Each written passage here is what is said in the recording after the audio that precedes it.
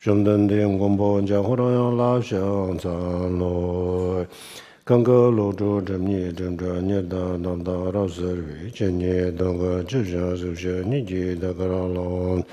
刚到这边做马路门头等我的就是为着做个啦，我觉得这样啦，就这样的。这得接着你忙你老来接着着种子讲马路门些等我的那个今年种子啦这。多年大家三品大众用的理做节节的我个这朝这当这你见这当，门些人家伙让养懒得的马拉巴扎那的马拉巴扎那的马拉巴扎那的马拉巴扎那的马拉巴扎。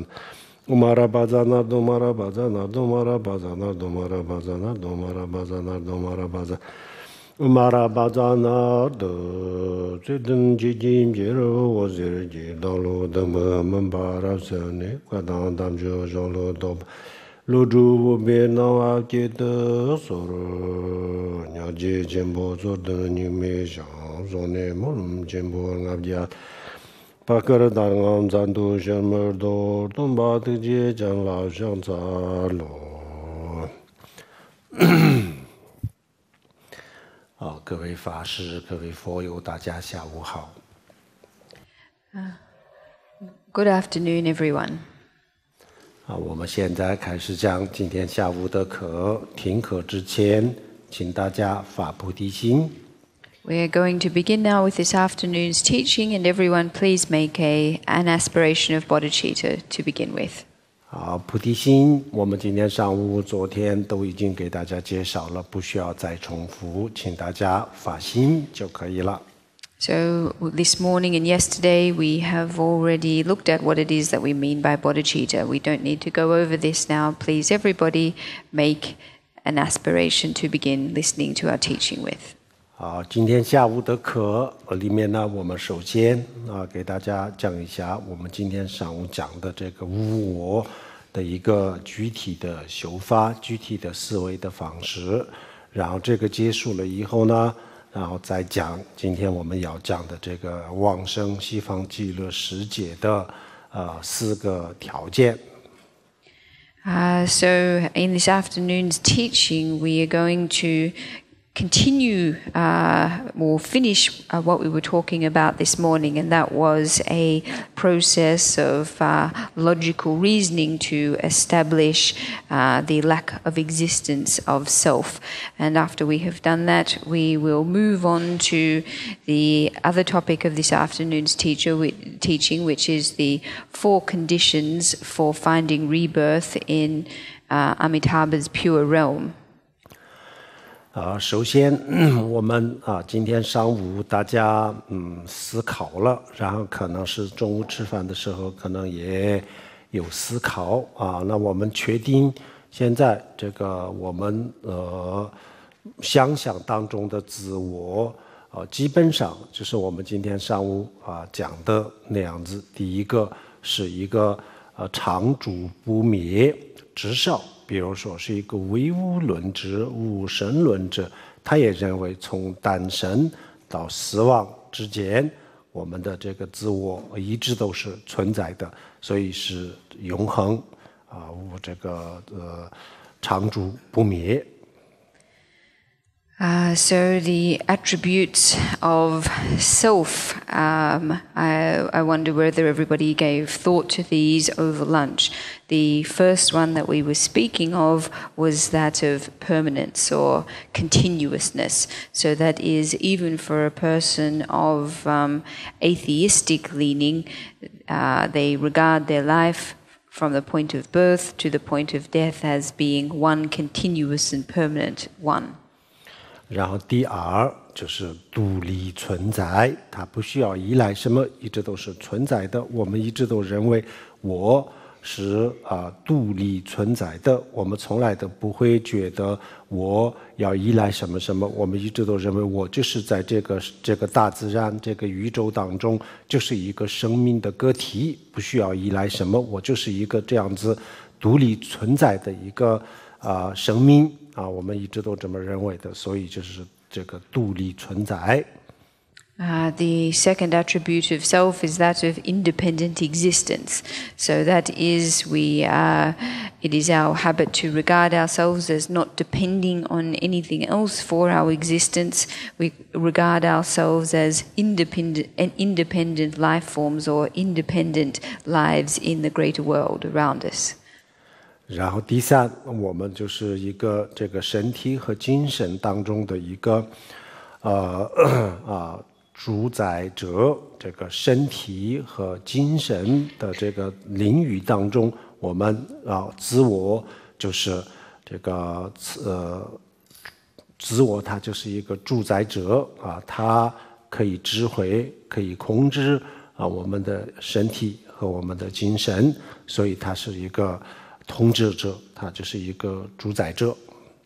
And the third attribute is that of being an autonomous controller. That is, we regard our self as something that is able to autonomously control both our minds and our bodies. 那我们的想象当中的这个自我基本上就是这三个特点，主要就是这三个特点。So our imaginary self is embodies these three qualities or attributes. 那我们上午给大家介绍过，佛教里面讲有我的修法和无我的修法，或者是圣义谛和世俗谛要分开。那么其中的这个世俗谛就是我们的现实生活，就是我们的感官所得到的这个结论。那么在这个层面上讲的话，这个自我是存在的永恒的、独立的，还有就是这个主宰者的这个自我是存在的那这个时候呢，我们不能进一步的去观察它，那这个自我到底存在什么地方？是精神还是物质还是什么？不能这么去观察，这样子观察它经不起观察，不可能存在，越观察越得不到。所以就是我们如果想得到这个自我，如果我们不想去推翻这个自我的概念这样子的话就不要去观察。So our imaginary self embodies these, primarily these three characteristics. So this morning we spoke about meditation methods that are premised on a concept of self, and those that are premised on the lack of existence of self. We also spoke about the provisional level of truth and the definitive level of truth. So the provisional truth also corresponds to essentially that which we regard as reality in our ordinary everyday lives. That is the conclusions about the world that our sensory faculties feed us. And at this level of reality, the self as permanent or continuous, as independently existent, and as an autonomous controller is true. However, this version of self embodying these three characteristics can't stand up to a process of logical and analytical investigation. So if we don't wish to turn over this concept of self, then we should not engage in a logical process of deconstructing this notion. 然后我们的烦恼所有的烦恼还有就是我们的这个烦恼所导致的这个精神上的所有的痛苦不开心这些都跟这个自我有关系因为这些都是来自于这种自我的观念。All of our suffering, particularly our mental suffering, our unhappiness, derives from this sense of self. 这个我们刚才上午已经讲过了。我们比如说一个人被人赞美的时候，还有就是被人骂的时候，这个时候呢，我们就很明显的发现，这个时候的这个喜欢高兴或者是不开心或者是这个仇恨这个都跟这个自我的概念有关系。如果没有这种没有这个自我的这个概念的话，那就这时候的这个不开心还有烦恼这些都不会发生的。So this morning we came to see how when people criticize us, the unhappiness and suffering that is generated all stems from this concept of self. And if we didn't have this sense of self, then we wouldn't experience these negative emotions. 好，那这个无我的修法，我们随时随地都可以修。平时我们比如说没有什么具体的这个痛苦，没有什么不开心这样子的时候呢，也作为一个这个训练作为一个心理的训练平时都去打坐修心，这样子的话，到时候我们需要用的时候就用得上。So this practice of this practice of non-self or of realizing non-self is something that we can do at any time. It's not necessary that we only do it when we experience moments of suffering or unhappiness. And in fact, if we are in the practice if we do practice it regularly, then we will discover that when we really need it, it will be able to come to our service. 还有一个呢，就是有一些具体的事情发生的时候，比如说有人失恋，有人离婚，还有有人在家庭有事情，或者是这个工作不顺利等等，或者是在这个同事、同学这样子的这个人群里面呢，就特别的对某些人产生不满仇恨这样子，或者是特别的喜欢某一个人，但是自己不想喜欢这样子控制不了自己的心这样子的时候都可以用这个修法。And this is a practice that we can use in many different situations of suffering. For example, when we fall out of love with someone or experience divorce or other family issues. Otherwise, when amongst colleagues and classmates there are people that we find particularly aggravating, and or otherwise when we find ourselves having strong feelings for someone we're not meant to, all of these are situations when we can practice this method.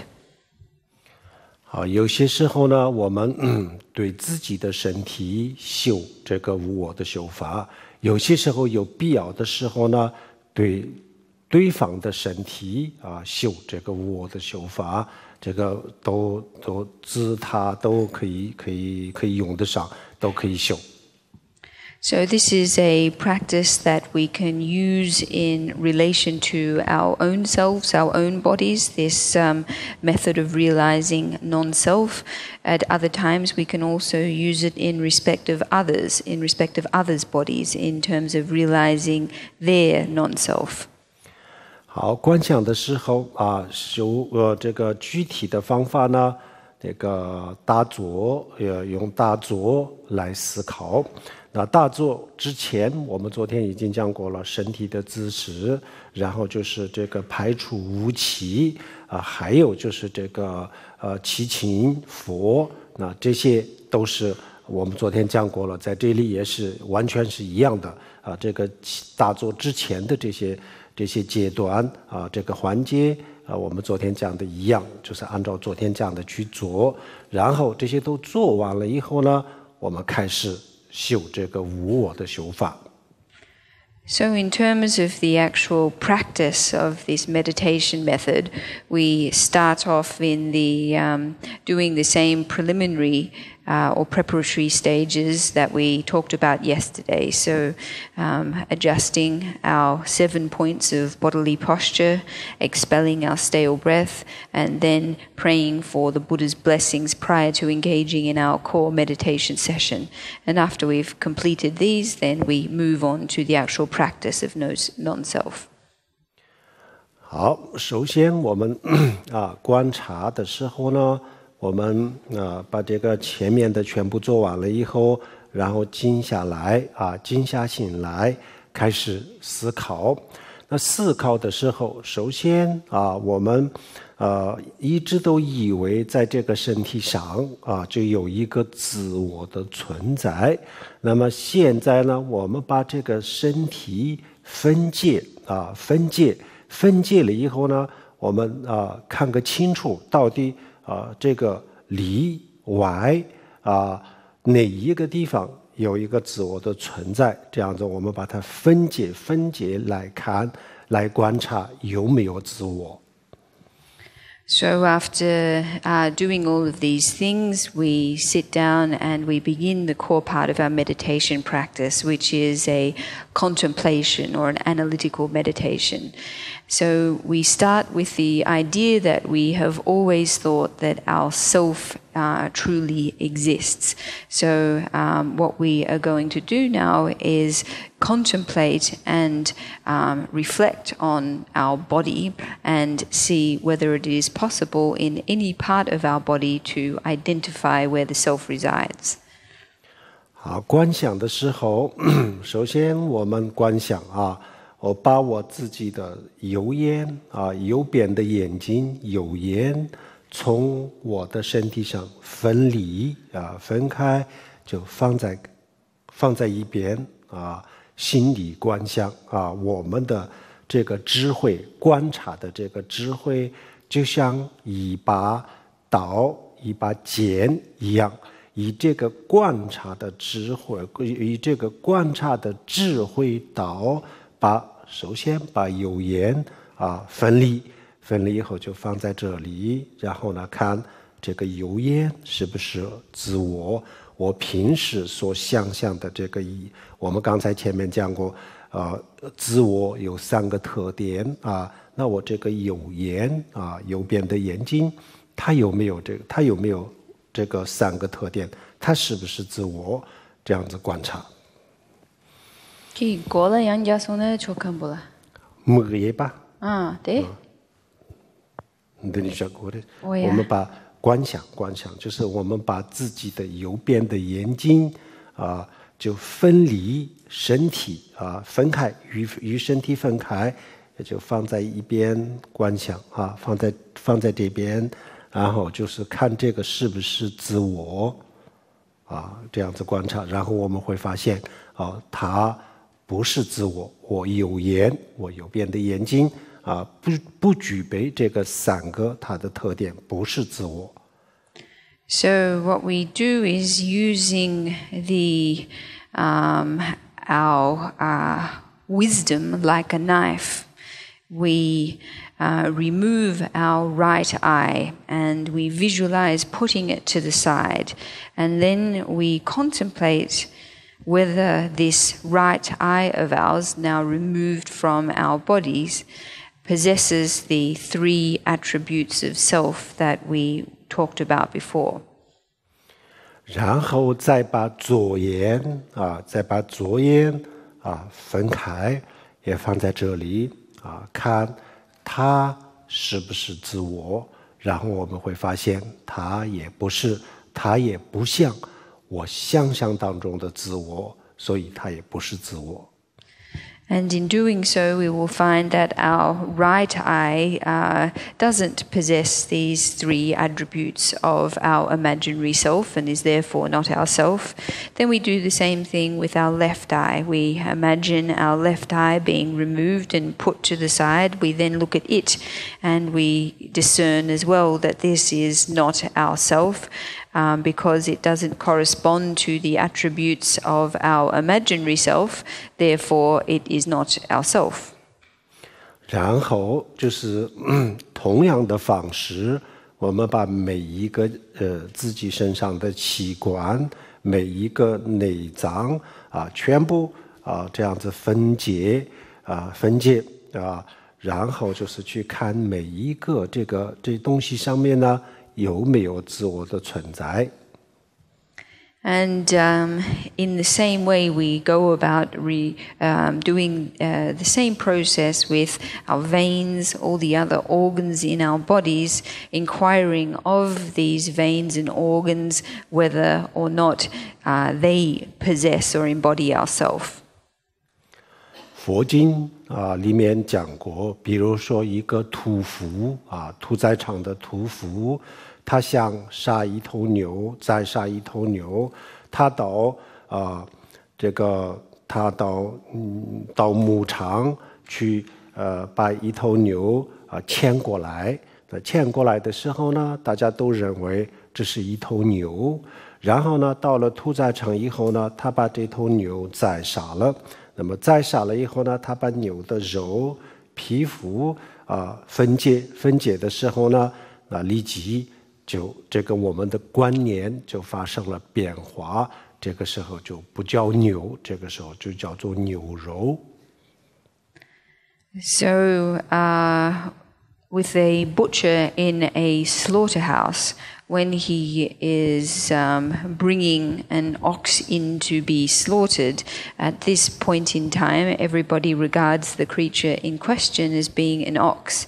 However, when he kills it, and after he separates the skin from the flesh, then everyone experiences a change in their idea. Now what is in front of them is meat and is no longer an ox. 同样的一部车子它这车子的所有的这些部件零件拆开了以后呢，然后又立即我们的观念发生了变化。这个之前我们的观念当中就是一辆车，但是现在这个车的观念消失了，现在我们会认为这是一大堆的零件。The same thing can be said of a car. To begin with, we regard it as a car. However, when it's possible to deassemble it into different parts, and when we do this, the notion we first had of it being a car disappears, and what we are left with is a heap of different parts. 好，然后这样子，我们把这个一个人的身体的所有的这些肌肉、皮肤、骨骼全部这个分解，然后呢分解了以后呢，皮肤就放在一起，然后我们一个人的身体上面有639块肌肉，那这个肌肉全部就放在一堆，然后一个人的身体上面呢，一个成人的身体有206个骨骼骨节，然后把这个骨头全部放在一起。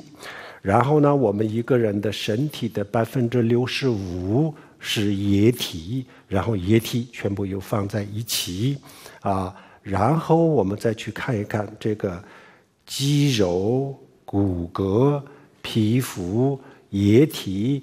那么这些里面呢，哪一个是我？这样子去思考。So what we do is separate the muscle and the skin and the bones in our body, and we take all of our skin and we pile it all together. The 649 different muscles in our body, we put them all together. And then in an adult body, there are 206 skeletal bones. We gather them all into a pile. 65% of the human body is liquid, so we gather all that together. And then what we do is reflect on which of these, the skin, the muscle, the skeletal bones, or the liquid, is truly ourself. 然后这样子把所有的这些身体上面可以分解、可以分开的东西都分开，然后这样子去观察每一个骨骼上面、每一块肌肉上面然后这个液体里面有没有自我？这个时候我们观察的时候，确实这些里面确实是没有我们所想象的自我。So when we separate everything that can be separated or divide everything that can be divided, when we look to the skin, the muscles and the liquid, we discover that in none of these is a self corresponding to the self that we have always imagined to exist. 然后我们很多人有这种想法，就是我们认为分解分开了以后不是人也不是自我，但是把这些所有的身上的这些物质组合了以后呢，它就变成了一个人的身体，然后它就是自我。我们很多人是这么想，可以有这样子的想法，但是实际上呢，这些东西全部的这些身体上的这些物质组合了以后呢，实际上没有诞生任何一个新的东西，就是原来的这些东西了，没有诞生任何东西。这只不过我们眼睛从我们的视觉的效果来看呢，这个形状稍微有一点点不一样而已。所谓的这个形状呢，也就是我们的头放在上面，脚放在下面，左手右手在两边这是一个位置有一点点变化而已。实际上没有这个身体的本质上没有诞生任何新的物质或者是新的东西，所以呢这个想法会有的，但是实际上这个想法是不合理的。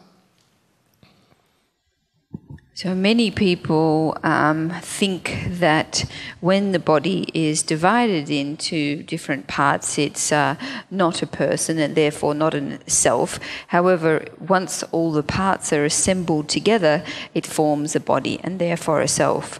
It's understandable that people would have this idea. However, we must realize that in assembling all the parts back together, we haven't formed anything new. They're ultimately still the same parts. They're still the same components. It may be that in assembling them, we've made them take on a different form or put the different parts in a different location. But in essence, there has been no change to the parts themselves. And so even though this may seem to be reasonable, in actual fact, it's not. 好，这是一个思维的方式。这个时候呢，我们深深地体会到，这个身体上面呢没有自我身体上面呢我们找不到一个自我的存在身体的里里外外就是这些东西了，没有别的东西。那么这些东西上面呢每一块肌肉，每一个骨骼上面都没有找到这个自我，然后把这些东西组合了以后呢，也就是我们刚才讲的，只不过它们的位置上面呢稍微有点发生了变化而已，实际上没有诞生任何新的东西没有诞生任何新的这个物质东西，所以没有理由说组合了以后就是自我。那组合了以后我们也看不到自我呀，组合了以后也不就是这些东西吗？组合了以后也看不见这些自我。如果说我们这些是自我，那不对啊，这些物质不是自我，这些物质呢不符合我们所想象当中的这个自我的特点，它的特点都不具备，所以这些物质不是自我。那除了这些物质以外呢，也没有发现自我。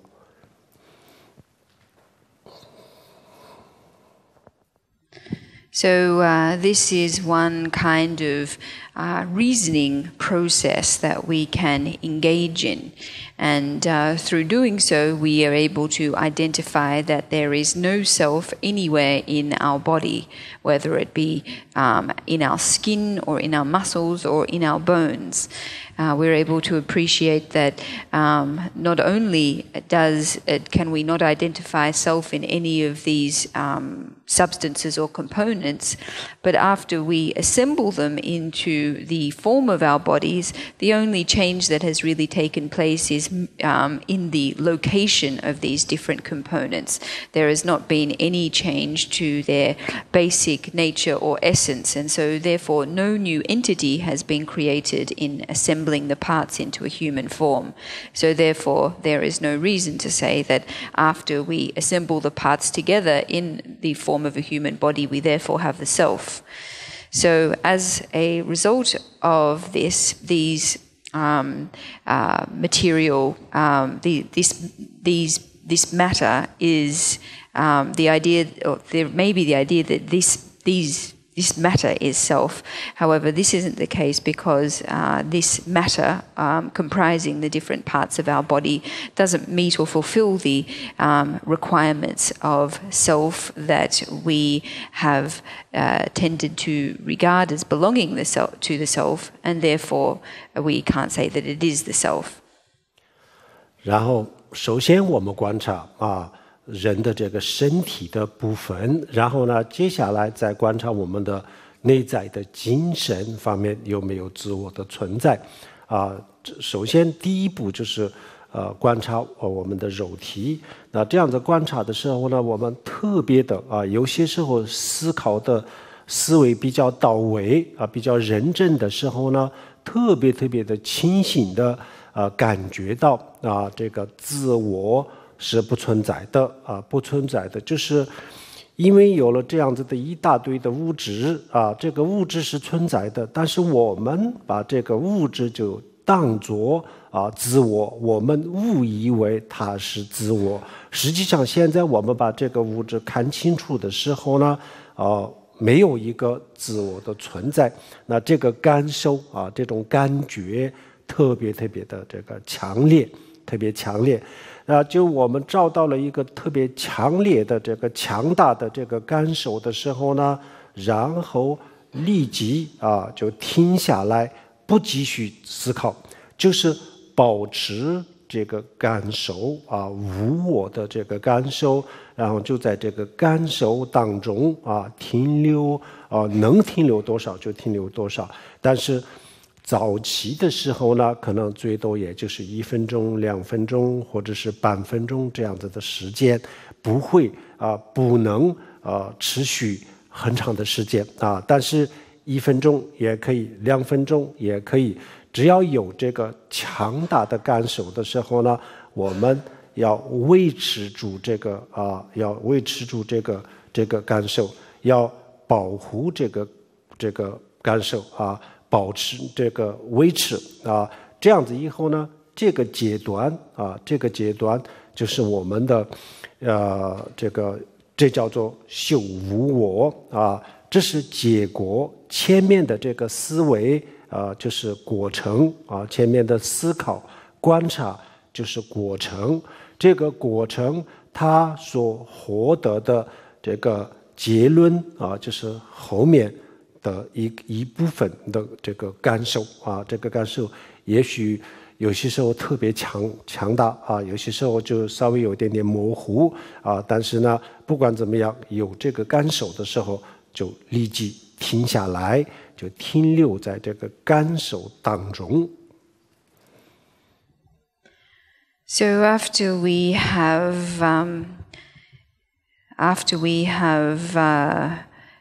done this practice in relation to our physical bodies, then we turn to our minds and we do the same process of logical deconstruction on our minds. In relation to our physical body, we may find that when we are really diligently contemplating, when we are really diligently thinking about the existence of self in our physical body, that we arrive at a very clear sense of a lack of the inherent existence of self. That is, we arrive at a very strong sense or a very strong feeling that while material or while matter exists, there is no self that resides in it, or this is not in fact self. When we experience very clearly a feeling like this, or this realization is particularly strong, at such a point we should stop at this point and not continue to reflect or contemplate any further, but simply to rest in this state or this sense of non-self for as long as we can. To begin with, this will probably only be for a period of about 1 to 2 minutes, or perhaps only 30 seconds. Even though it's not a long time, by resting in this state, what we're doing is seeking to maintain or to sustain this sense of no self. And in doing so, we're practicing no self, we're cultivating no self in resting in this state.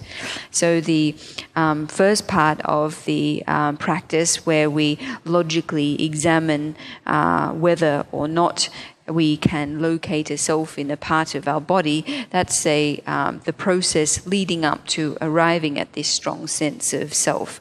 And when we do reach this strong sense, then we stop and we rest, we abide in this state.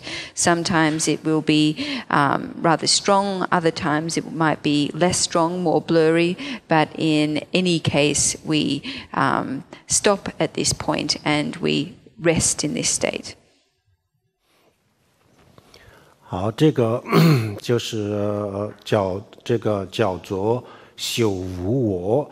那有些时候对自己的身体进行这样子的观察，最后得到这个无我的感受的时候，就修这个无我然后有一些特殊的情况，比如说我们特别的恨某一个人特别的恨那这个时候呢，我们把这个人就观想在我的前面这个人我心里想他站在我的前面，然后呢，我把这个人就是像刚才我们自己的身体的这种分解的方式，就把这个人的每一个的器官、肌肉、骨骼分开，分开了以后呢。然后再去思考但我原本是恨这个人的我特别的恨这个人那么我恨的这个人到底这些肌肉、骨骼皮肤、液体当中，我到底是恨哪一个？我是恨肌肉，还是恨这个液体，还是恨这个骨头、骨骼，或者是很另外一个东西？那另外一个东西在哪里呢？这样的去思考，对控制自己的这个仇恨是非常有帮助的。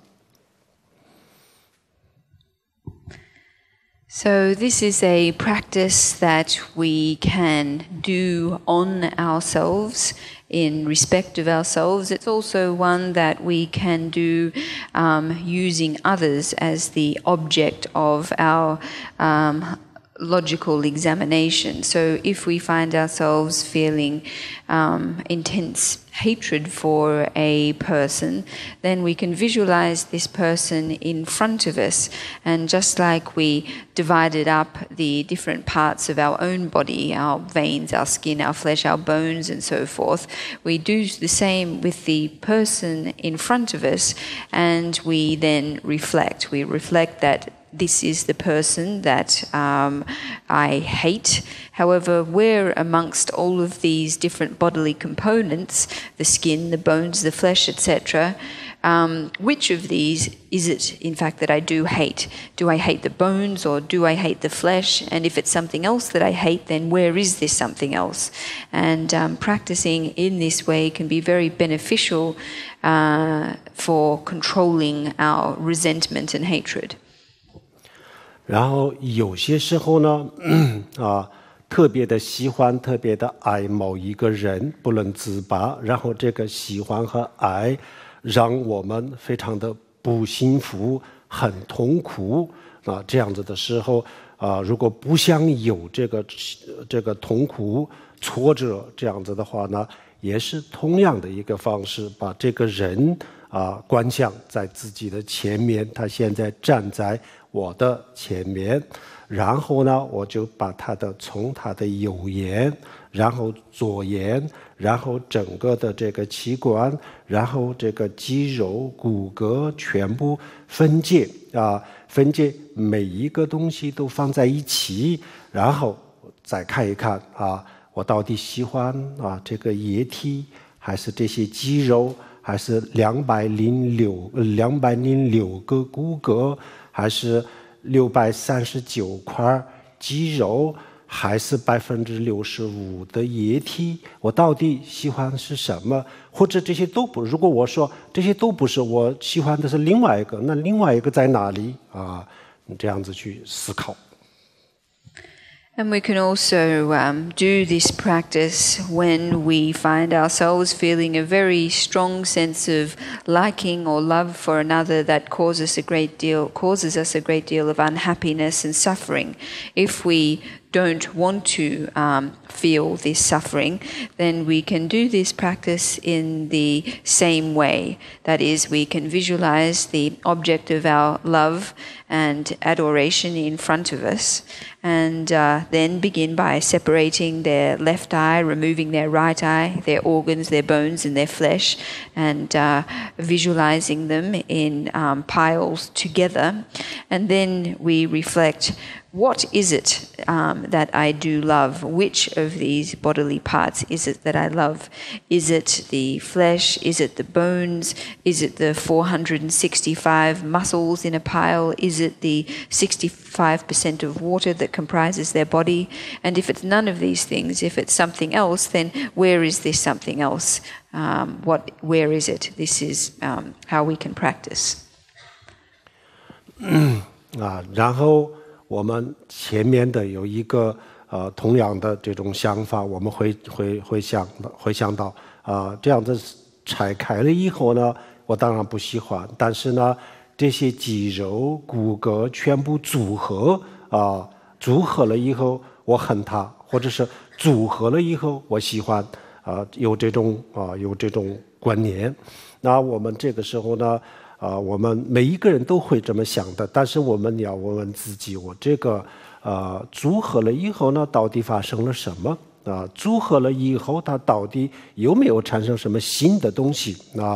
如果没有产生任何新的东西，还是原来的这些东西，那为什么组合了以后是这样子呢？那我一直都就以为我组合了以后就是恨或者是爱。这是合理的，我认为是合理的。那我为什么认为是合理呢？为什么呢？这理由是什么要问问自己。观察的时候呢，然后我们非常容易的会发现，原来这就是一种不同的观念而已。实际上，纯粹是一种意识形态，这是一种观念而已。如果这个观念稍微要转变一下的话，立即就把我的爱、我的恨、我的所有的东西。都会改变的就像我们今天上午讲的，比如说赞美或者是有人来骂，那这个我们平时不观察的时候，我们有人赞美我高兴，我们认为这是理所当然的事情有人来骂我生气，我们大家都觉得这个就是很正常的反应但是这些理由稍微要这个往深的地方去思考一下的话，那我们自己也不知道这个理由到底是什么为什么我赞美的时候高兴为什么我被骂的时候很不高兴？什么叫做被骂？什么叫做赞美？赞美的时候到底发生了什么？被骂的时候到底又发生了什么？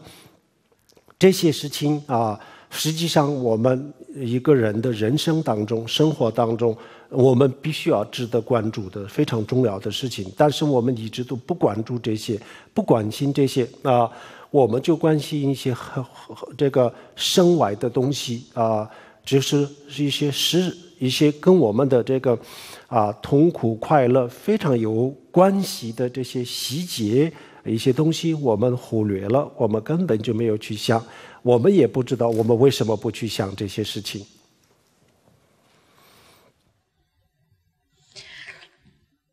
Nevertheless, even though we may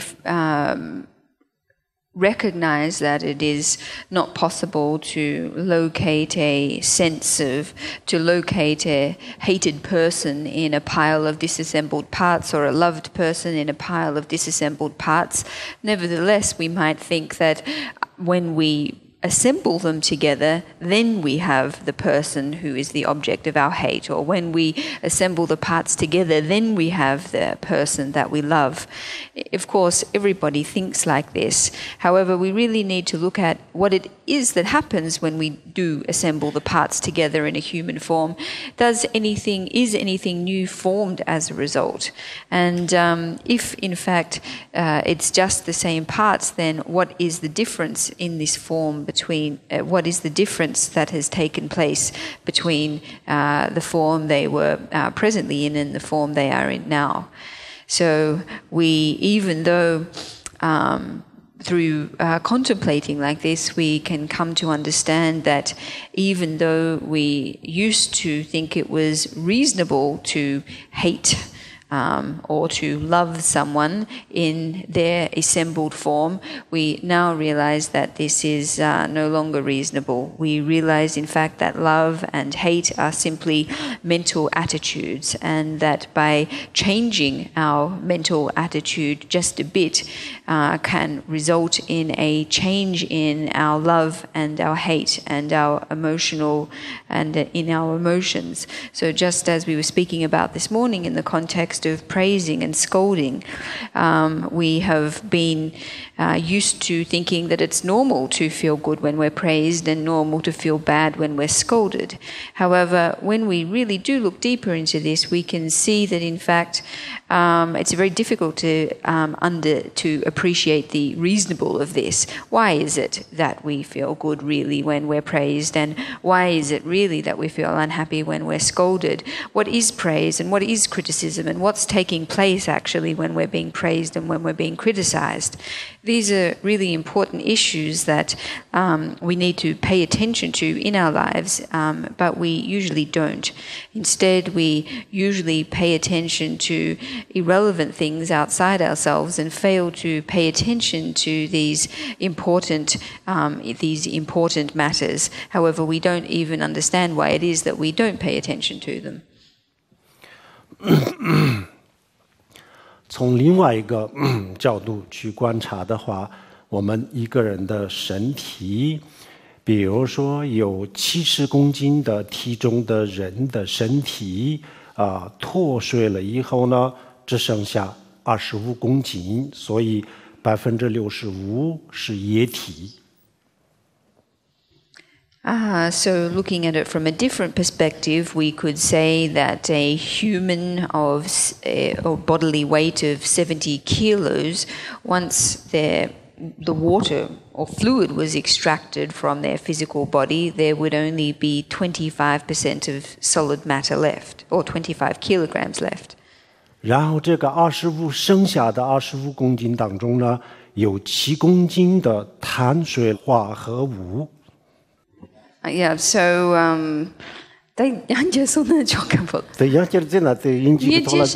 碳酸化合物7公斤。And of this 7 kilograms is made up of some other kind of substance.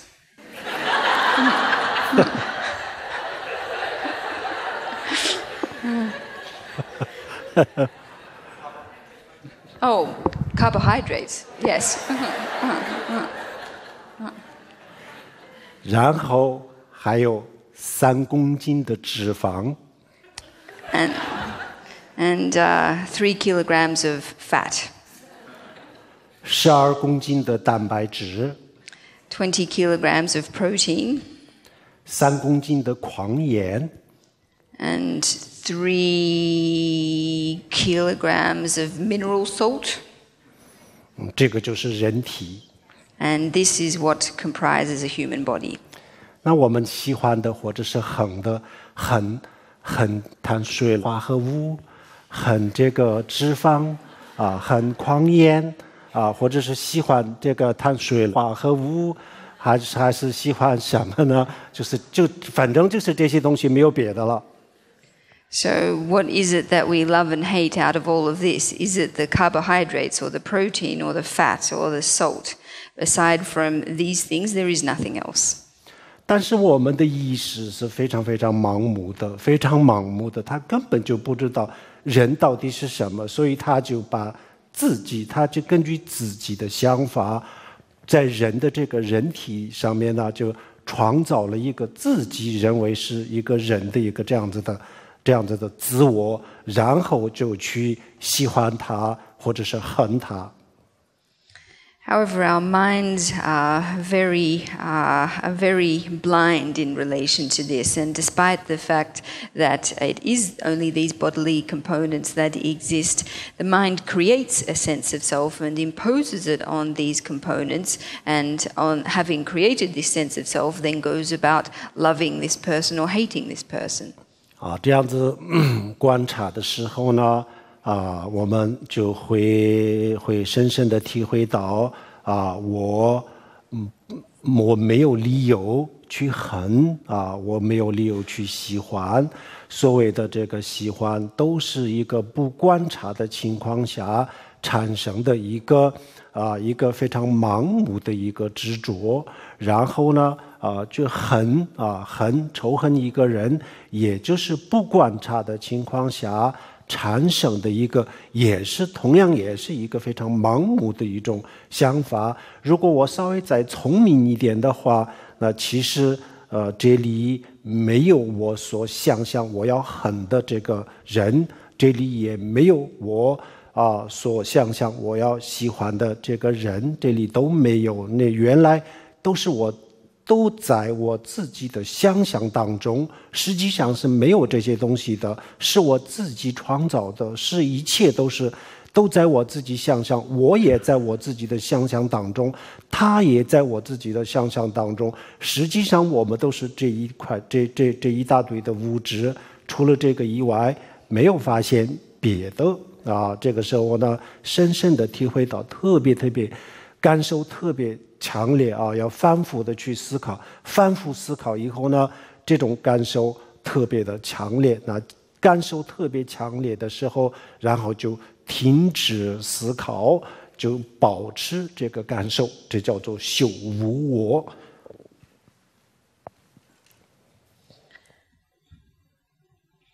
So through engaging in a process of critical investigation or logical reasoning, we can establish that there is therefore no reason to feel love or hate in respect of this particular person. We can establish, or we can realize, that in actual fact the sense of love that we have felt towards this person is actually a kind of blind or confused attachment that has arisen in a situation of not being critical and investigative in our attitude. And similarly, a sense of hate towards the person in question is also a kind of confused and blind attachment that has arisen in a situation where we have not been investigative and critical in relation to what is taking place. If we can be just a little bit more clever, a little bit more intelligent, we can discover that there is in fact no object of hate and there is no object of love, that in fact all of these exist only in our own imagination, that we are the ones who created them. Not only did we create our own self, we also created them as well. By contemplating in this way over and over again, we can arrive at a very strong sense that aside from this material, aside from this matter that comprises the physical body, there is in fact nothing else. And when we do arrive at a very strong sense, or we cultivate a very strong sense of this lack of self, then we stop here, we stop contemplating and reflecting, we rest in this state and we maintain this strong sense, and this is called cultivating no self. 好，然后第二个步骤就是开始对我们的精神进行这种分析、这种思考、观察那我们刚才已经在这个肉体上面呢没有找到我们所想象的这个自我不但是没有找到，而且我们非常清楚地看到这个上面没有这样子我所想象的自我。这个肯定了以后呢，然后我们很多时候就会想这个肉体本来也不是自我但是自我在哪里呢？就在这个精神世界里边有自我。实际上这个精神我们的精神就是自我我们很多人会说灵魂或者是精神或者是我们的意识或者是心才是这个自我，才是真正的自我有很多人有这种想法但是我们现在这个进一步的去了解精神它到底是什么这样子的时候呢，然后我们立即又会发现精神世界里面呢也不存在我们所想象的这个自我我们不了解这个精神世界的时候呢，我们就以为这个精神世界里面是可以允许有我所想象的自我应该有但是我们现在了解的时候，了解了以后呢，然后立即就觉得原来这个自我不仅仅是在这个物质世界肉体上面不存在，找不到，而且精神世界精神上也不存在这样子的这个自我。那这个时候呢，我们发现了这个道理的时候，然后就我们再也没有别的地方了。人就这么两个，一个是精神世界，另外一个就是肉体。人是肉体和精神组合的，除了这两个以外，本来我们身体上面没有任何的东西，里里外外就这些了。那么这些上面没有自我了，但是还是认为有自我的话，那这个就是没得救了。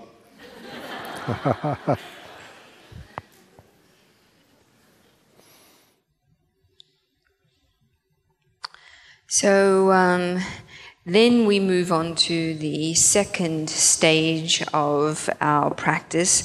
And in the second stage, we move on to analyzing whether or not we can locate ourself in our minds.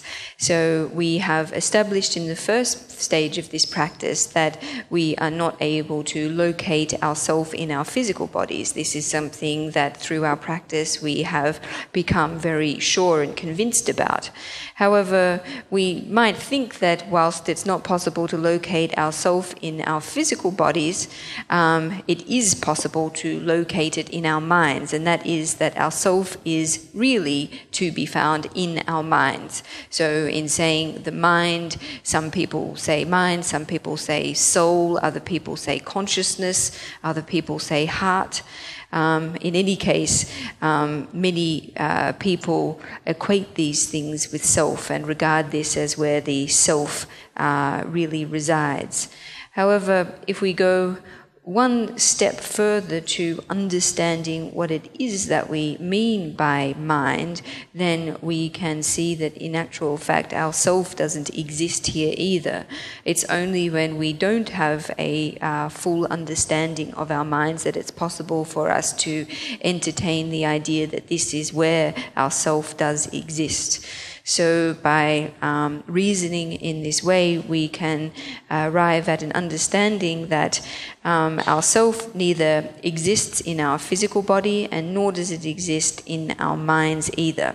Besides these two, there is nothing else that makes us up. We are nothing but a combination of a physical body and a mind. So if we have not been able to locate our self in either of these two, but we still think that there's a self somewhere, there's nothing really much more that we can do at this point. 然后精神世界我们怎么观察？那首先，比如说我们的眼睛看到了这个外面的光。这个感觉我们感受到了这个光，这叫做视觉。然后呢，我们听到了这个外面的声音，也就是我们的精神就感受到了、感觉到了这个声音的存在。声音，这个感觉叫做这个听觉、视觉、听觉。嗅觉、味觉、触觉，所有的眼、耳、鼻、舌、身5个觉受感觉，5种感觉。那5种感觉都是相互之间没有太大关系的，都是不同的东西，那其中哪一个是自我呢？我们不是说我就是一个独立存在的吗？如果我们视觉这个听觉这些都是我的话，那我就变成很多我了或者是如果有一天我们看不见没有这个视觉的时候呢，那也就我不存在了但是这个时候呢，我们不会认为我不存在，我们还是仍然有这个我的这种想法概念，所以这些这个感官的这些感觉这个不能说是自我，因为它不符合我们想象当中的这个自我的这个特征，没有，所以它们都不是自我。So in relation to our eyes, their perception of light, their perceiving of light or images is what we refer to as sight.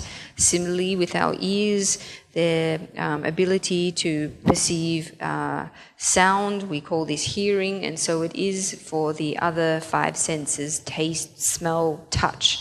Each of these 5 senses are relatively independent from each other, that is, they are different. So which of these senses is in fact our self? If we regard ourself as being independently existent, then of these senses, which one is our self? And is it the case that if each of these senses is our self, then we have many selves? Do we say that if we lose our sight, for example, that we lose ourself? No, we don't. Even though we might lose our sight, we still think that our self continues to exist. So therefore, we can establish that our senses can't be our self because they don't fulfill the attributes of self that we have regarded the self to embody. 好，然后呢，我们进一步的去观察我们的意识第六个这个意识刚才我们讲的是5个眼、耳、鼻、舌、身的5种感官的这个感觉这个我们已经排除了，这个不是自我，这上面没有自我。然后呢，第六就叫做意识，意识是我们去判断、分析、去思考的这个能力有这个能力的这个我们的精神叫做意识意识。那这个意识它是不是自我呢？我们也许很多人想这个就是自我，但是呢，它同样也不具备这个自我的这个我们讲的三个这个前面讲的三个这个条件或者是这个特点都不具备的。为什么这么说呢？因为意识我们自己就是静下来，5分钟之内我们观察一下我们的意识，它的发生的它所发生的变化是什么样子啊？然后它的变化是一个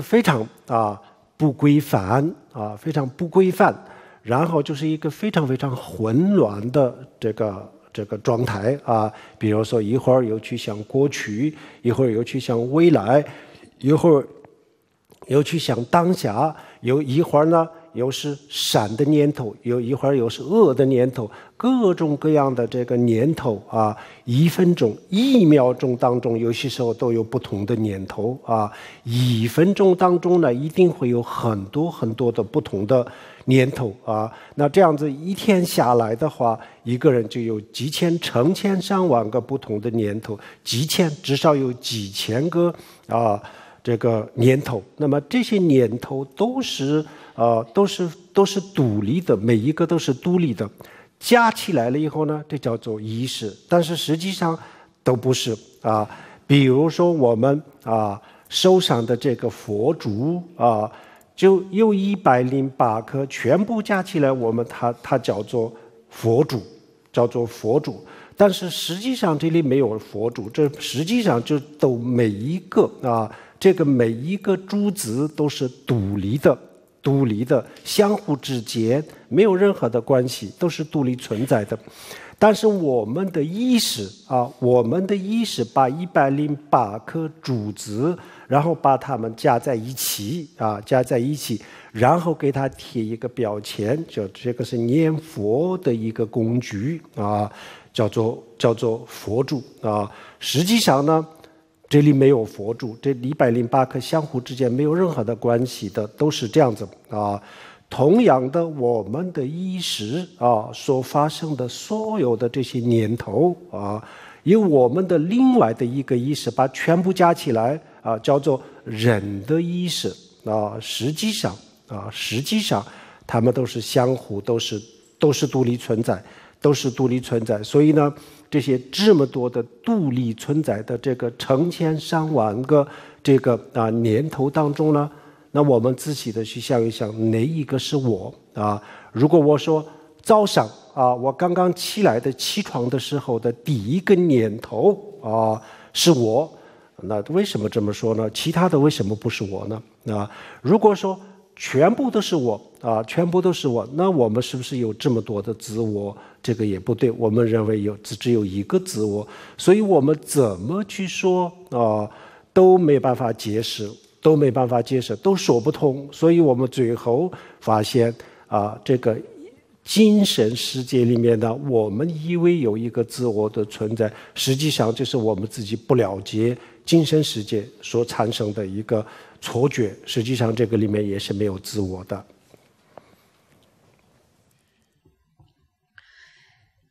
So, in having established that it's not possible to identify ourself in any one of our 5 senses, we then move on to the 6th layer of our consciousness, or the mind consciousness. So this is what we regard as the capacity that we all have to judge, to evaluate, to analyze based on the perceptions of our 5 senses. So the question is this then our self? This is something that many people will think that, yes, our mind consciousness is really where our self is. However, when we look closely, we can actually discover that neither does it fulfill the 3 requirements of self that we have set out. For example, if we were to observe the changes in our mind over a course of 5 minutes, months, or even a lesser period of time than this, we would discover that the changes in our mind, the movements in our mind are far from predictable. They're chaotic. They go from thoughts of the past to thoughts of the future, thoughts of the present moment, positive thoughts, negative thoughts. And whether it be in the space of a single minute or even in 1 second, it's likely that we will experience many different thoughts. So in the course of one day, let's just say at the very least we will have 1,000 different thoughts, all of them independent and separate. It's only when we combine them, we put them together, that we regard them as our mind. In actual fact, however, they are not one thing. It's just like a mala, or a strand of prayer beads, that is made up of 108 separate beads. No one individual bead possesses the entire strand within it. Each is an independent and separate bead. However, it is our minds that put them together, label them as a mala, label them as a tool or a device that we can use for counting our recitations and so on. In actual fact, however, the beads themselves are separate and independent. And the same goes for our minds. In actual fact, the individual thoughts, they are full of individual thoughts that are independently existent themselves. So which of these many independently existing thoughts is our self? Is it the first thought that we have in the morning? Is this where our self is? If this is the case, then why not the other thoughts? At the same time, if we claim that all of the thoughts we have is ourself or are ourself, then how is it that we can have so many different selves? So when we look at it in this way, we find that it's just not possible to identify our self with our mind. In fact, the idea that the mind exists as one thing, a self, is only a confused perception that has been created by our minds. 好，还有一个更严重的问题还有一个更严重的问题，要给大家问一个问题，大家要注意一下现在就是2016年那2016年的时候，2015年应该叫做过去那过去的这个时间，大家觉得现在2016年的时候存不存在？ So there is a more serious problem than this one, and I'd like to put to everyone a question in respect of it. So at the moment we are in the year 2016. So from the perspective of 2016, the year 2015 is the past. It belongs to time in the past. So the question that I'd like to ask is whether or not anyone thinks that 2015 still exists. 存不存在呢？不存在，不存在是吧？ Doesn't exist. 不存在，好，不存在。然后2017年应该叫做未来，那这个未来今天它存不存在？ And as for 2017, the future, does it exist at the moment? 都不存在。好，那存在什么呢？只存在2016年。 So in fact, the only thing that does exist at the moment is 2016. 2016年都不存在。 Someone said that 2016 doesn't exist either.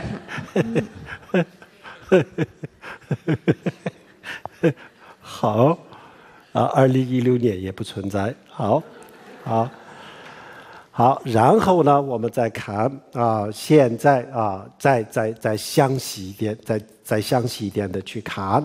那现在就是这个5月份2016年的5月份，那4月份应该叫做过去4月份今天在不在呢？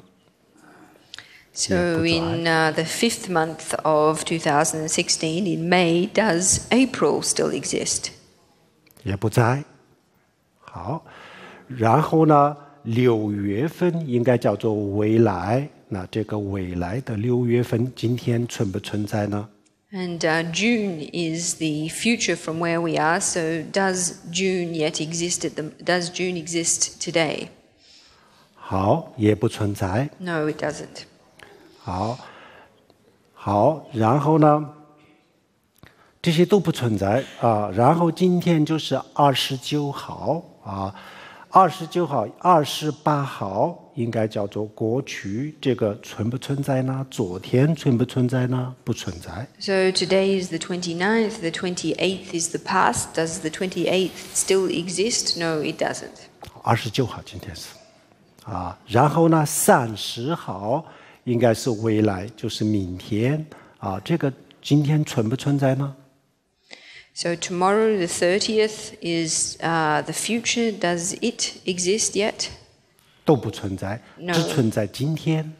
The only thing that exists is today. 好，然后现在就是2点过，然后这个就是作为现在。那我们现在啊，2点45之前啊，之前叫做过去，这些过去存在吗？不存在。 So where we are now at 2:45 in the afternoon, does the time before this still exist? No, it doesn't. 然后2点45以后的啊，都叫做这个未来。那这个存不存在呢？ Everything after 2:45, everything after 2:45 is the future. Does it exist yet? No, it doesn't. 那我们觉得现在真正的存在的是什么呢？ So in this case, what do we regard as truly existing? 什么？就是当下的1分钟是吧？ Only the current minute. 1分钟也好难保持哦。1分钟就是60秒。A minute is 60 seconds. 比如说现在是2点比如说现在是45分10秒钟的话，那这个10秒钟之前都叫做过去，存不存在呢？ So if it's 2 minutes 45 and 10 seconds, then does everything before this 45.10 seconds still exist? No, it doesn't. 那10秒钟、11秒钟以后叫做未来，那这个存在吗？ And everything after 2:45 and 10 seconds is the future. Does it yet exist? 你们真的觉得不存在吗？ Do you really think that it doesn't exist?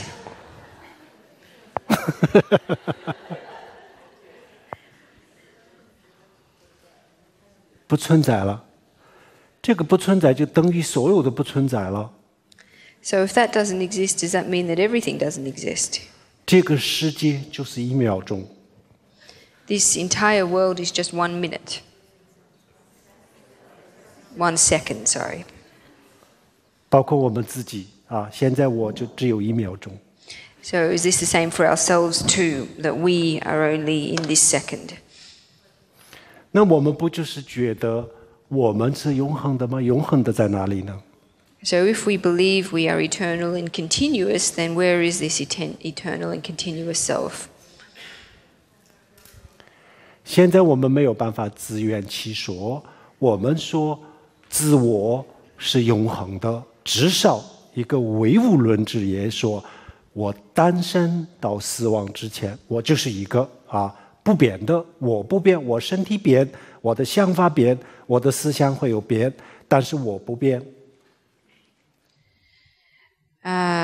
So this self that we regard as continuous, at least an atheist person would regard that this period between being born and dying, that the self is continuous within this period, that even though one's physical body and thoughts and other things might change, that one's self doesn't, one's self remains continuous.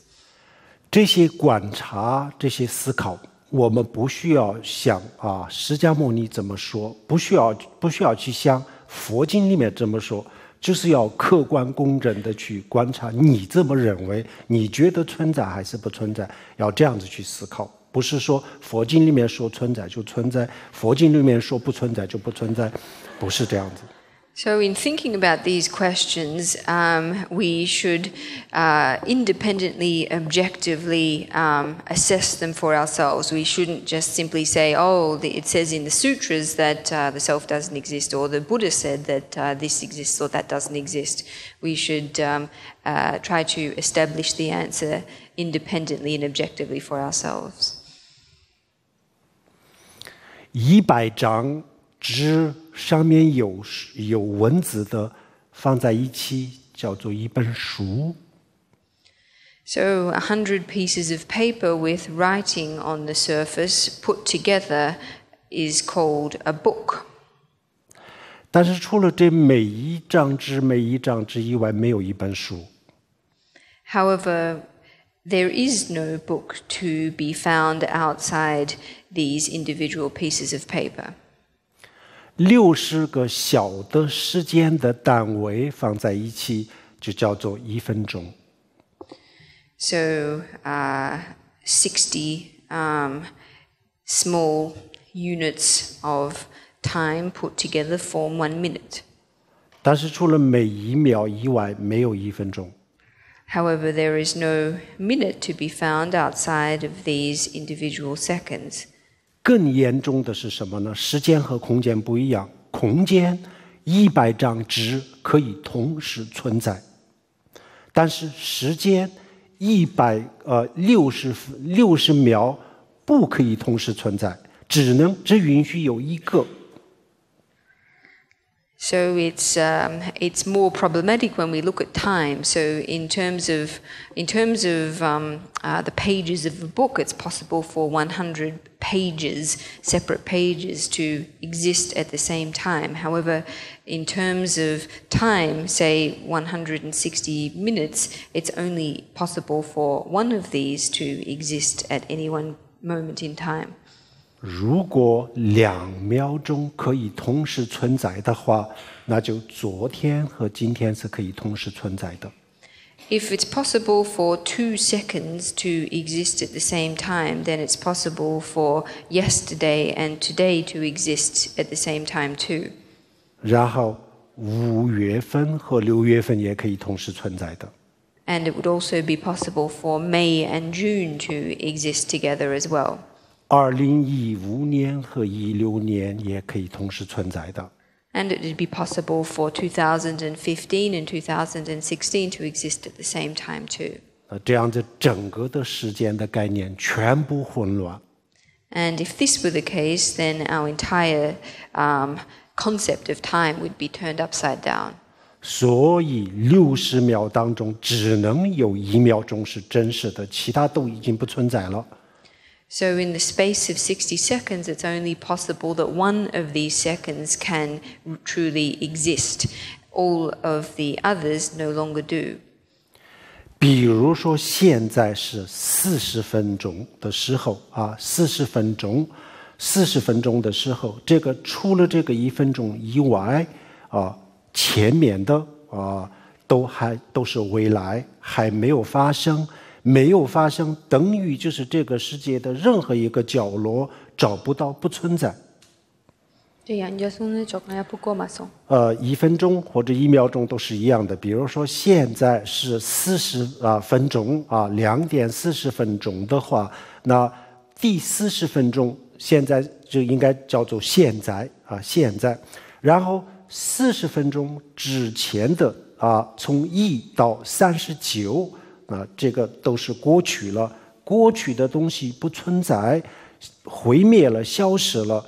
消失的意思呢，它已经在这个世界的任何一个角落里面都不存在，都已经没有了啊，过去都已经变成这样子。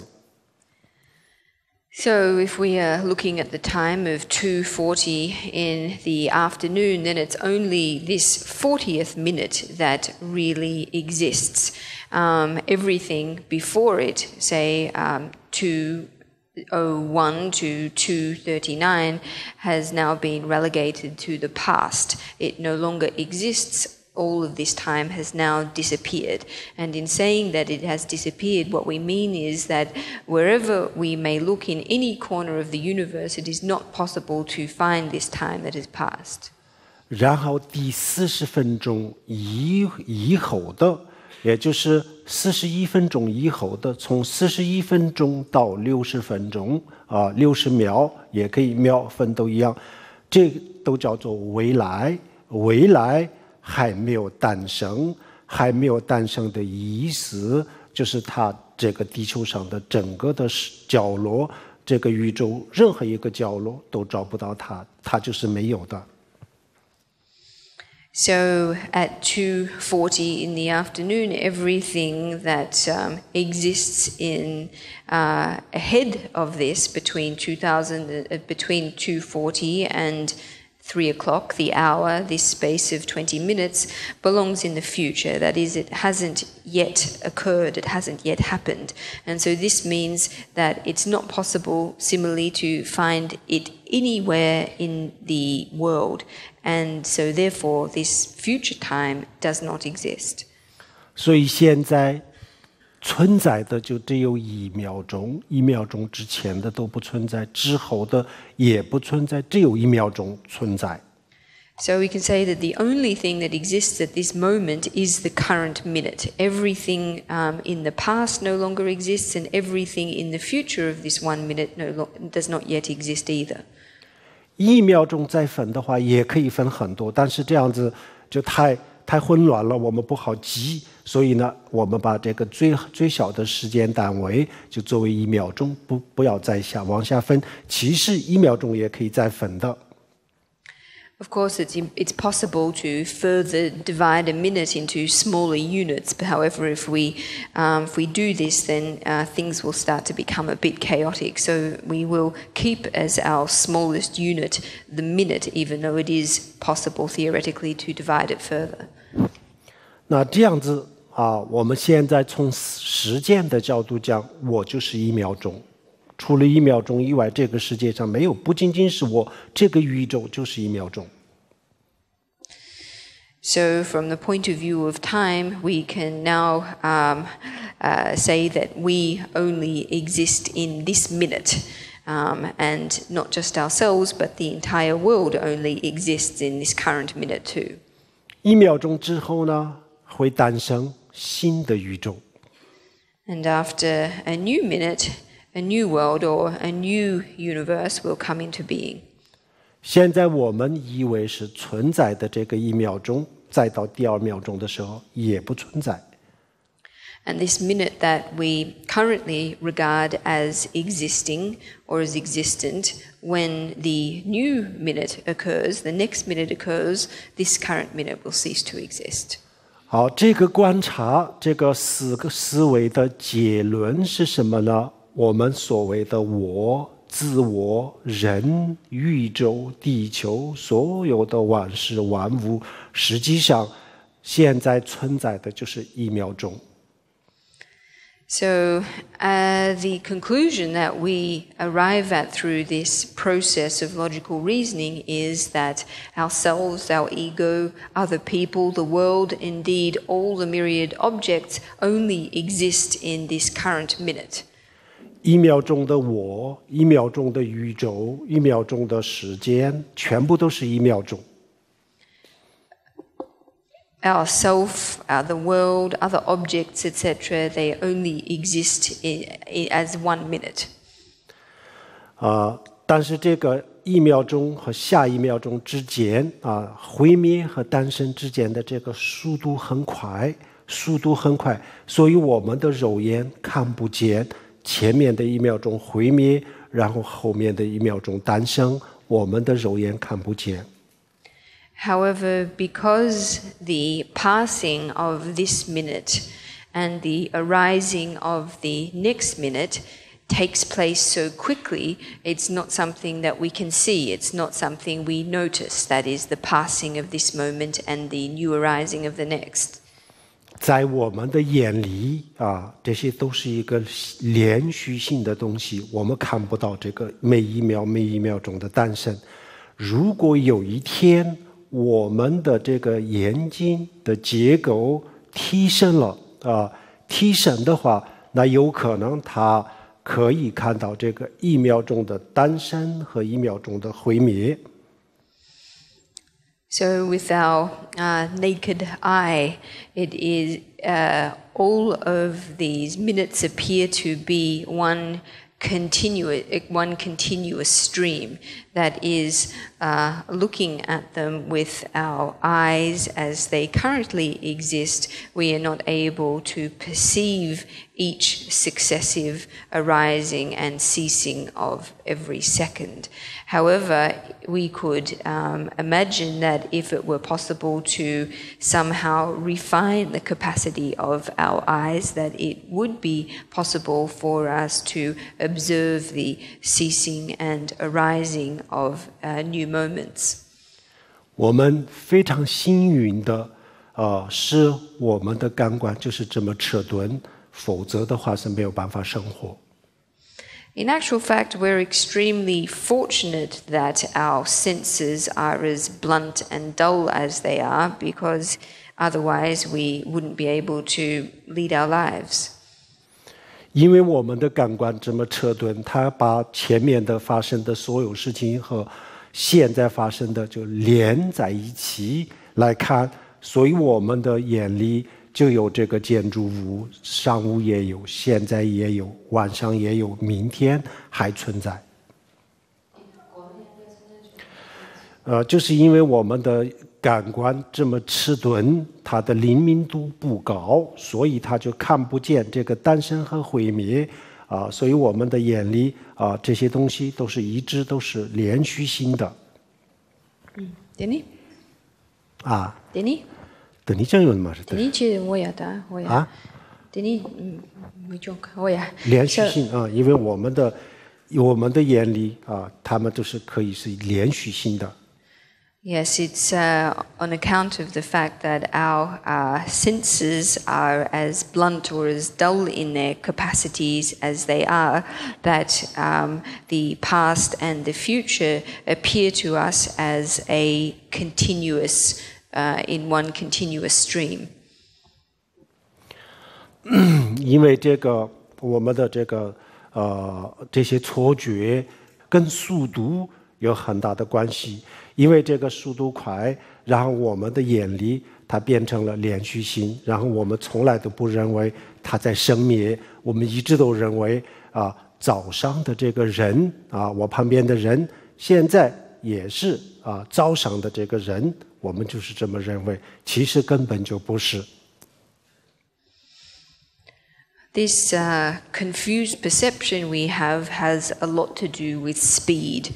The fact is that the arising or the ceasing and arising of new phenomena takes place in an extremely fast way, and on account of this, it appears continuous to us.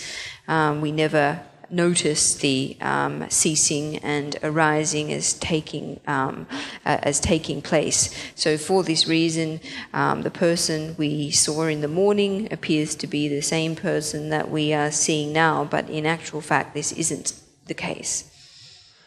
那这样子，我们的世界观、我们的人生观，全部的观点就建立在一个这样子的错觉上面。So we can see that all of our concepts of time and all of our concepts of space are actually founded on a confused or mistaken perception. 这个错觉如果有一天它发生了动摇这样子我们的所有的人生观、所有的世界观都会瓦解。If one day this mistaken perception was shifted somewhat, then all of our worldview and life view would also be shifted. 那我们现在就是我们的感官我们的感官和外面的世界的变化的这个速度非常非常的相应这个就像一个人故意把他们创造成做成这样子一样，非常的配合，非常的相应，所以外面的世界的变化很快，我们的这个感官迟钝如果我相反的外面的世界变化的稍微慢一点，我们的感官的灵敏度稍微高一点的话，那我们的在我们的眼前没有一个是做商务的人还坐在我旁边，我们根本就看不到是这样子的情况。In actual fact, the way that our five senses operate and the way that the external world operates are extremely compatible with each other. That is, they work in great harmony with each other. The rate that changes take place in the external world is extremely fast. At the same time, our capacity to sense their changes is quite dull.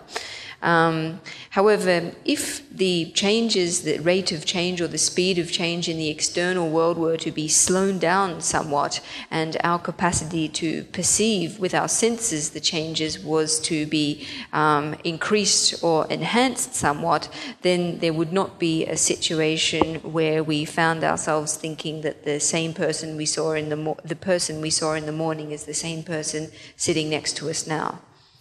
好，这样子观察以后呢，我们发现我们现在不管是我们的身体、肉体或者是精神，现在当下存在的就只有1秒钟那么这个1秒钟的这个身体、肉体和精神上，根本就没有办法建立我们的这个自我的这个概念。自我是永恒不变的。自我就是住在一切的，然后自我呢就是独立的，这些都不存在了。现在我们发现它是无数成千上万个无数的1秒钟连接起来了以后呢，然后我们把这些无数的1秒钟认为是身体是精神，然后就产生了这个自我所以现在这样子观察的时候呢，我们发现原来这些都是错觉。如果我接受了这个错觉，那我可以在这个世界上正常的生活。如果我要了解我不再想接受这个错觉，我要了解真实的情况，那这样子的话所有的这些自我呀等等的概念全部都是没办法保留的。So, if through engaging in this process of reasoning we arrive at a conclusion that our bodies and our minds are none other than that which exist in this very minute, we find ourselves not being able to, we find it impossible to equate this idea of self with the three attributes of self, or the three requirements that we mentioned before. That is, of a self that is continuous, eternal, permanent, a self that is independently existent, a self that is autonomous and controlling. Once we discover that that which we regarded as a self was really only a stream of countless separate moments that is linked together by our mind, and on this basis, and the self arising on this basis, we understand that this is a confused perception. If we accept this confused perception, then it is possible for us to lead an ordinary life. However, if we want to push beyond this confused perception and gain a real understanding, then we cannot keep this confused idea of self intact. 这个1秒钟的这个连续性，它永远都不会停留。这个叫做轮回。就是1分钟的，就是1秒钟的连续性它永远都不会停留一直都在这样子循环，这叫做轮回。This continuous turning over of the immediate second will never finish. It will never end. It's endless. It's continuous, and it's what we refer to as cyclic existence.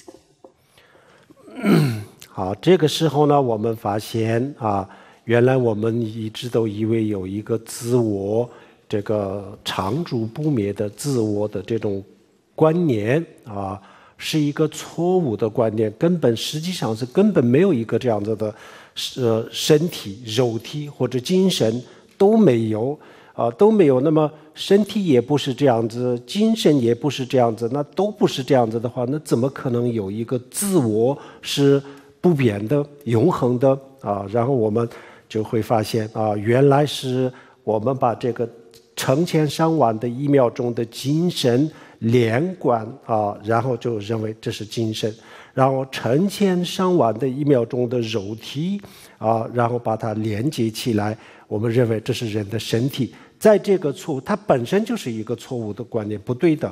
这个错误基础上，更加的错误是这个上面呢，我们又创造了一个自我，所以它的基础都是错误的。那么这个基础上，错误的基础上建立的这个自我更加是错误的那这个我们这样子去观察的时候非常非常清楚的观察，然后特别感受特别深的时候呢，强烈的时候呢，然后就停下来不观察就安住在这个无我的这个感受感觉当中这个可能就可以保持1分钟、2分钟，稍微好的时候就几分钟而已，然后立即又开始升起另外一个念头。那另外一个念头诞生的时候呢，我们立即又去观察，第二次就获得一个这样子的感受的时候，又停留在这个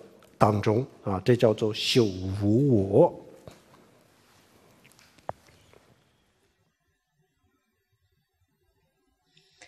So this notion of a self that is continuous and unchanging is mistaken.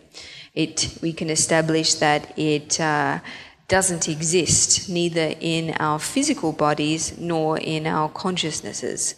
And if this is the case, that it neither exists in our physical bodies or in our consciousnesses, then how is it that we can have an unchanging self? In actual fact, that which we have regarded as the self is only countless moments of our consciousness that we have strung together, and countless moments of our physical existence that we have strung together to create the illusion of a continuous self, or of a continuum or a continuity.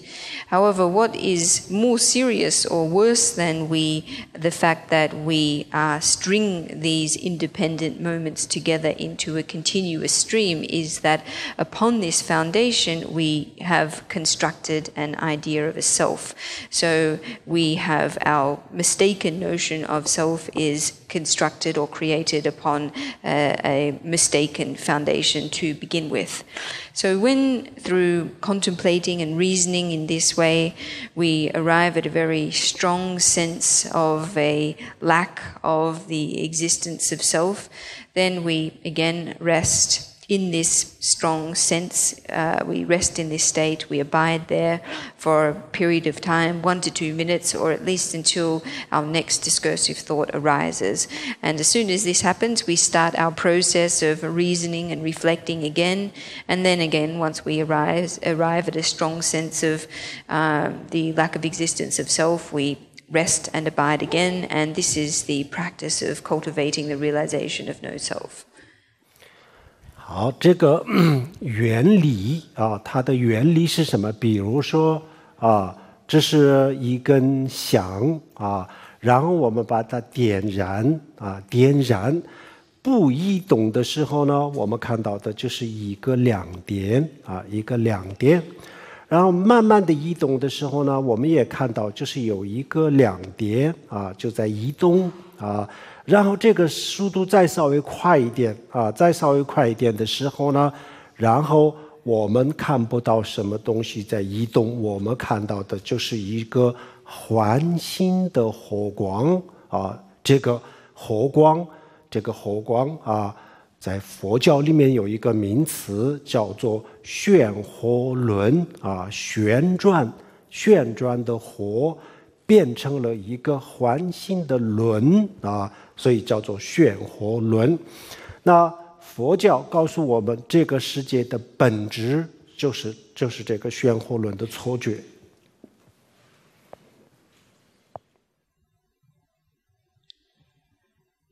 So if we were to light a stick of incense, to begin with, we would see a bead of a glowing tip at the top of the stick of incense.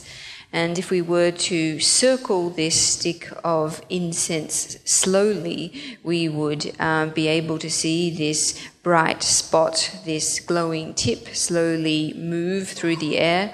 However, if we were to increase our speed until we were circling the stick of incense very rapidly, then no longer would we see the bright tip. Instead, what we would see is a ring of light.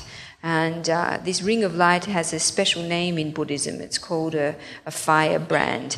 And it's basically the illusion of a wheel of fire or a ring of fire that is produced by circling a smaller torch very rapidly. And indeed, it is said in the Buddhist teachings that this is the essence of the phenomenal world, that what we perceive as reality is a mistaken perception. 这样子我们这个观察的结论，我们发现我们生活在一个这样子的一个虚幻的世界里面，我们看到的、感觉到的，所有都是虚幻的啊。但是没问题，如果我们不去思考那么复杂东西的话，那我们照样的可以生活。So the conclusion of investigating things in this way is that we ultimately live in a world that is illusory in nature. However, if we don't want to enter into such a complex process of investigating and reasoning, we are equally able to live and exist in this world regardless of whether we investigate its nature or not. 大家看过有一个电影叫做《Lucy》吗？ Has everyone seen a movie called Lucy? Yes. Yeah. 那这个里面呢，有一个大家记得吗？有一个有一个镜头，就是说一个卡车，它以正常的速度在我们的眼前过去的时候呢，我们看到就一个车子在往前移动啊，然后呢，这个速度在往上提升的时候呢，到一定的这个速度的时候呢，我们看到的就不是一辆车在移动，我们看到的就是一条物质，就是一个横的一条线就是一条线。我们看到就是一条线，其实不是一条线，就是一辆卡车，但是因为它的速度很快，我们的眼睛没有办法辨别这么快的速度，所以我们的眼睛当中产生了一个错觉，就是一条线啊。然后再往上提升这个速度的时候，然后我们连一条线都看不到，什么都看不到，但是确确实实一个车，一辆这么大的一个卡车过去了，但是我们什么也没发现。So in this movie, there's a scene where a truck is passing at a normal speed, and when it is passing at a normal speed, we can see it as a truck. But as it begins to accelerate, no longer can we see it does it appear to us as a truck. It as the speed increases, it becomes a flash or a line across the screen. Even though it is actually a truck, nevertheless, because it is moving so fast and our eye isn't able to distinguish between, or our eye isn't able to process this image that is moving so fast, it produces the perception of a flash or a line moving across the screen. If we were to increase the speed even faster, it would be possible that we wouldn't even see a flash or a line across the screen. It would be possible we wouldn't see anything.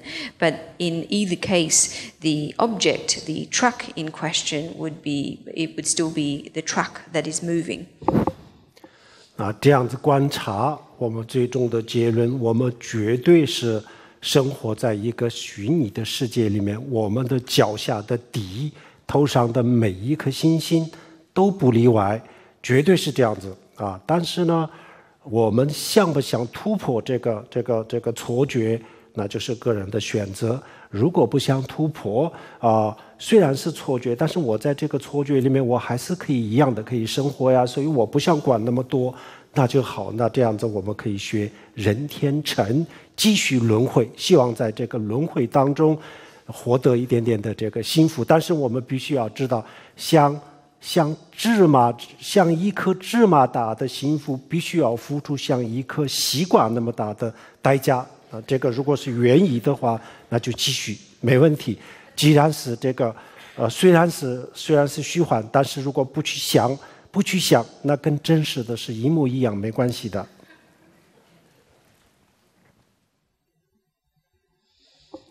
So when we reason in this way, then we reach the conclusion, the firm conclusion that we are living in an illusory world. Whether it is the ground beneath our feet or the stars above our head, it's all the same. However, ultimately, whether we want to break through our conventional perception of reality is a matter of individual choice. If we don't think it is necessary, if we think that we can live just as well without doing this, then we can follow the approach of the worldly vehicle of Buddhism. In following this approach, we will still continue to be reborn in cyclic existence. And where there is a bit of happiness to be enjoyed. However, we need to appreciate that the amount of happiness that it's possible for us to enjoy in cyclic existence is the size of a sesame seed, but the amount of energy that we need to expend in achieving it is the size of a watermelon. However, if people are willing to make this choice and willing to live in this way, then even though the reality that we are living in is illusory, it won't make too much difference. It's still possible to live out one's life in this kind of world. 如果我们不愿意活得那么茫然，想看一看真实的世界的话，那就是我们从这个最简单的今天我们讲的这个无我的修法作为出发点，然后再往上一步一步的修这个佛教讲的空心和无我，这样子我们就会发现真实的世界长得什么样子，到时候我们会发现的。